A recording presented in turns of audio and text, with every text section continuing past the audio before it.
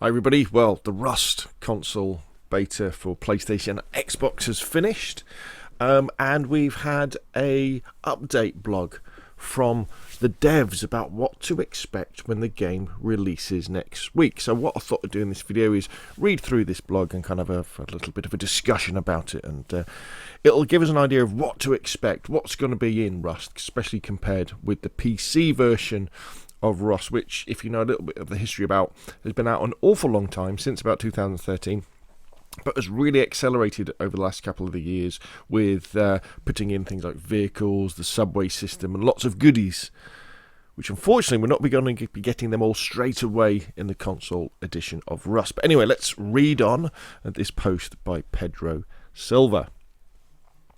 As the pre-order beta comes to an end, we would like to take this opportunity to thank you all who participated in the betas and shared all of your feedback, helping to us improve the game immensely. The development team has learned a lot during the past few months, testing things that would not be possible to test internally. Double 11 will take the next 4 days before the early access to polish the game even further with the day 1 patch. Right now our focus is on improving the performance and stability. Once that's out of the way, we can start adding additional content to the game. A roadmap is close to completion, and we believe now is a good time to share some of it with you. So, if you didn't take part in the Rust beta, what happened? The pre-order beta, what happened? It was pretty rough. It was pretty rough. Compared to the closed beta, which was a couple of months ago, which was free to join, it was just invite only. That was pretty smooth, and didn't have any problems with connecting or anything like that. With the pre-order beta, though, where I guess there was tens, if not hundreds of thousands of people attempting to join the Rust servers, there was horrendous problems with bugs and connections issues, and they had to extend the beta, because people had paid extra money to order the version of Rust that enabled you to access this beta. So it was a bit disappointing, to be honest. Once they sorted it out, though, it did run okay, and you probably see, I've done a video about how Rust on console on last gen on PlayStation 4 or Xbox One, it runs all right. It runs all right. On my Xbox Series S, it runs very well, I think, anyway. It runs, 60 frames a second, 1080p, which is great. And it's Rust, so if you like the look of Rust and have some friends to play with, or don't mind getting killed all the time as a solo player, then it looks like it's going to be all right. It's not going to be PC Rust. We're not going to have all that stuff in, but it's going to be okay. So here we go, let's carry on. Our first post-launch update aims to bring the highly requested tech tree, a great update to the gameplay as well as gestures that will improve the way you communicate in-game. Other minor features like new building blocks will also be added. Some of the monuments that were present in the pre-order beta, like the train yard, the water treatment plant and the supermarket, need further polish. So for now we'll be working on improving them and add them back with this update set to release in approximately 8 weeks. So that's quite interesting, the fact that they're taking out the water treatment yard, the train yard and the supermarket, because they're quite important bits to the game, because that's where you have things like recyclers, where you can take your junk, throw them in and get stuff back. So, but fair enough, they're going to take it out. We know that you want to see some of the most popular monuments like the oil rig and the cargo ship in-game, as well as new methods of transportation, like the horse, for example. Rest assured, some of those features are already being tested internally, and we plan to release them in future content updates. Outside of the minor updates, we will also have major updates where we will release significant amounts of new content to make sure the experience remains fresh for everyone invested in Rust Console Edition. Each update will have a central theme, making them feel more like game expansions than regular content updates. Major updates will release around 8 to 10 weeks apart from one another, and they will not follow the same timeline in terms of content as Fates Punch's versions of Rust. We will try to prioritise highly requested features first, but some of them might not make it into the game anytime soon due to hardware limitations. Now that's interesting, that. So, they're saying, look guys, because we've got the majority of our user bases are going to be on PlayStation 4s and Xbox Ones, there's some of this stuff from the PC you're not going to get, which I must admit is a bit disappointing. The first major update will be called Powersurge, bringing new features like the electricity system and new in-game monuments like the power lines. A lot more is expected to come with this update once we approach the month of release. we will be once we approach the month of release, we will be revealing more details on what's going to be included. Following each major update, we will release one or two minor ones soon after. They will not bring as much content to the game, but we will work to keep them as relevant as possible. The goal for patches like this will be to bring more stability after large amounts of assets have been added to the game, as well as doing some minor improvements based on community feedback. The major updates will be live some weeks prior to our staging branch server, and the team will need your help testing out the new content that is going to be added to this version of the game. To make things more interesting, we are considering adding some surprises for the ones who participate. For now, the staging branch will remain open to Deluxe and Ultimate Edition owners only, but in the future we will open up to more players as the need for a higher number of concurrent players in the staging branch increases. The staging branch will not be available on release, but it will be added soon after, once the first major update is ready to be tested. Now this is interesting, this. So the staging branch of Rust, that's the beta, that's the experimental branch. You know, most games have them, like PUBG has its test server. DayZ has its experimental servers. And the idea is you go into these servers and they play the next version of the game. Now, the way that Rust has done it is that if you bought the Flash version, the posher versions of the game, like the Deluxe version and the Super Duper version, not the base version, that they said, well, that's how you'll get access to this. If you buy the normal version of the game, you're not going to get access to it. So again, lots of people will have bought the Deluxe version and the Super version, or whatever it's called, in order to have access to these new ones. And they may well feel, well, wait a minute, we paid more money to access this. Why are you going to be letting the other people in? You know, that's not, we've been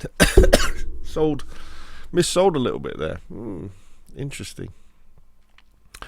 Maybe that means they haven't sold as many of the Deluxe versions and the Super versions as they thought they would.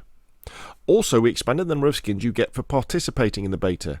This set of skins will be available in the future for everyone who helped us during the closed beta or the pre-order beta periods. We will also have one extra mystery skin that you can only get during the first week of the game. This skin will be available for free directly in the skin store. It will also be exclusive to the ones that claim it during this period. See, things like that, you kind of think, well, whoa. So if I play Rust in the first week, but I forget to go to the skin store, I won't get this skin. You've got to go to the skin store and you've got to claim it. I can kind of understand why they do it, because they do it so it forces you to become aware of what the skin store is. So you can go in there and go, oh, I could buy that skin for $5. But I do think, with stuff, they should, just put it in my inventory, We still have some questions to address, like the Twitch drops and the server rentals. These are all features the team is either planning or currently working on. For the community servers, our aim was to have them ready on release, but we want to make sure players get a fair deal as well as the best possible quality for the service. For this reason, we are still considering all of our available options, and we should have more information to share about in the following weeks or months. Whoa. Wait a minute. Wait a minute. So, community servers or private servers are a very important part of Rust on PC, and a very important part of Rust for me as well, because I want to have PvE, player versus only Rust on console, hopefully protected by a whitelist or passwords, so that I can go in and I can play Rust and I can learn it and do videos and have other people play it with me without fear of getting whacked on the back of the head with a rock or stabbed with a spear or killed with a bow and arrow.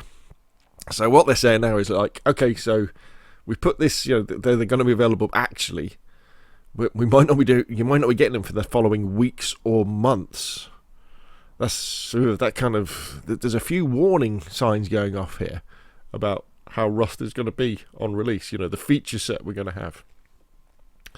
The journey for Rust Console Edition is just beginning, and we hope you will enjoy your time with the game as much as we enjoy creating it. Thank you so much for supporting the project and help us to shape the future for the game. We cannot wait to see you all on the island. That's from Pedro. So there we go, some very interesting information in there, really relating to how incomplete Rust console will be compared to the PC version when it releases. And I'm not going to lie, I am a little bit disappointed because Rust on PC has been out for an awful long time, and presumably they've had an awful long time to prepare this. Rust for console. I know we've had the pandemic and problems with people working from home and stuff like that, but I will be slightly disappointed if during the first release week I can't hire a private server so I can do PvE Rust. All that will do, that will just send me back to playing Rust on PC, or perhaps playing different games. Again, I think they've done a number of things. They could have done a number of things better with the release of Rust, I think, because there's so much interest in Rust. There's so much demand for Rust for people who want to play it on console that they could have done things a little bit better. I think the first thing I think they should have done is it should be cheaper. I think Rust should be like a PUBG amount, like when PUBG came out. PUBG was £25 in the UK, which I guess is about $30 in the US and the rest of the world. I think it should have been that price. It shouldn't have been like a $60 game. It shouldn't have been that much. I also think they should have been a lot more upfront and called it something like Rust Console Beta. Now, before everybody goes, well, wait a minute, you can't have betas on PlayStation, you can't have early access on PlayStation. Yes, you can. I know Xbox has their early access program, and because PUBG went through it and DayZ went through it. But you must remember that on PlayStation, we have had early access games. Fortnite was in beta for a long time, so they could have done that. They could have said, look, it's a £25 game. Rust Console is not Rust PC. It's still a beta, and we're going to be working on it over the next couple of years. And we want you to come in with us and help us stress test the game. And we're gradually going to bring these things like the other monuments, like the oil rigs, like the subway stations, like the horses, like the electricity, all that stuff. They could have brought that in, and we would have all come along for the ride and gone, yeah, right, brilliant. When's the next update? Because we would have said, right, it's a beta, it's early access. We expect that sort of thing. Rather than saying, no, this is Rust, but it's Rust on console, and then saying, well, but you're not getting this stuff. And it's like, well, wait a minute, I'm paying more for Rust on console than I have to on PC, and it has less in it. It is disappointing that. However, I am looking forward to Rust, and running around and doing various stuff.